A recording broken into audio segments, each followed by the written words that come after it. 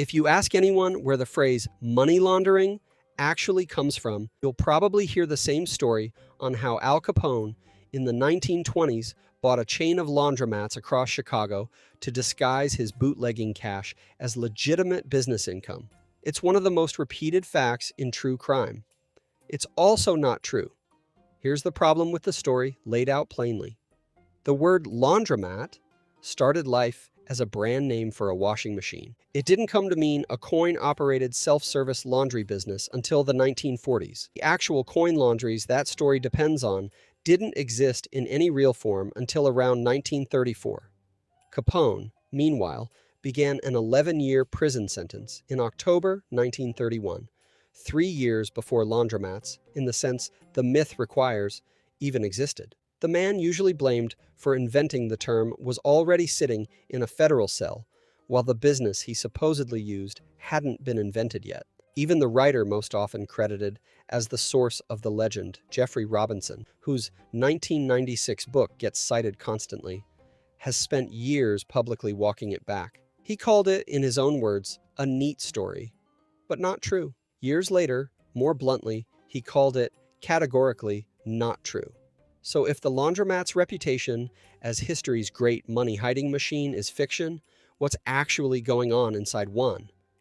And it turns out, the real answer is almost the opposite of glamorous. It might be one of the most boring, most mechanically simple, and most quietly resilient small businesses in the entire country. So, here's the actual story. It starts with something almost nobody thinks about when they walk past one: the fact that nobody has to be inside it. A store full of washers and dryers can run entirely on coins or a card reader all day, every day, without a single employee standing behind a counter. That's the whole business model. Almost every other retail business on a commercial strip has to pay someone to be there. A laundromat doesn't. Strip labor costs down to nearly zero, and you've removed the single largest expense that eats into most small businesses before they ever turn a profit. Once you take labor mostly off the table, the numbers actually look pretty good. The average American laundromat pulls in roughly $4,000 a year. Across the country, the whole industry adds up to about $7.2 billion, spread over roughly 17,461 stores. Net profit margins typically land somewhere between 20% and 35%, which is genuinely strong for a small, unglamorous business running out of a strip mall. But that margin isn't automatic.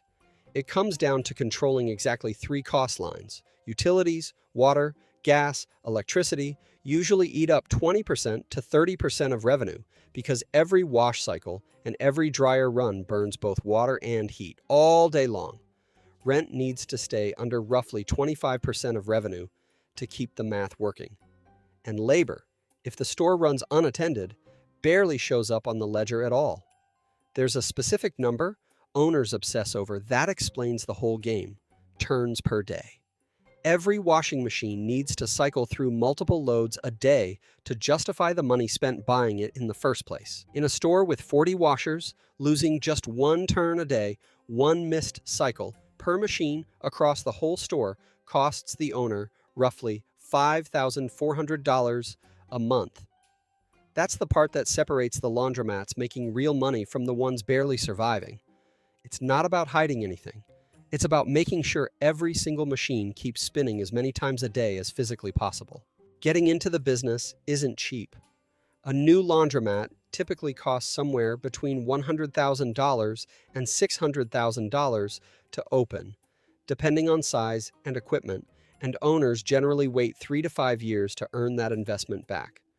But once a laundromat is up and running, it's remarkably hard to kill. Roughly 95% of laundromats survive their first 5 years, an unusually high number for any small business in America. Part of the reason is simple. Laundry isn't optional. People don't stop needing clean clothes during a recession, and plenty of renters in dense cities never have their own washer and dryer to begin with, which means the demand underneath the whole business barely moves even when the broader economy does.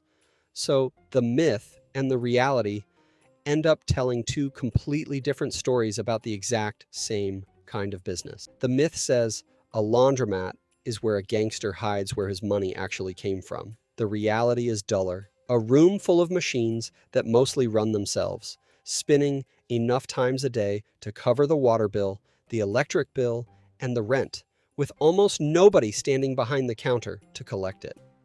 Capone never needed one.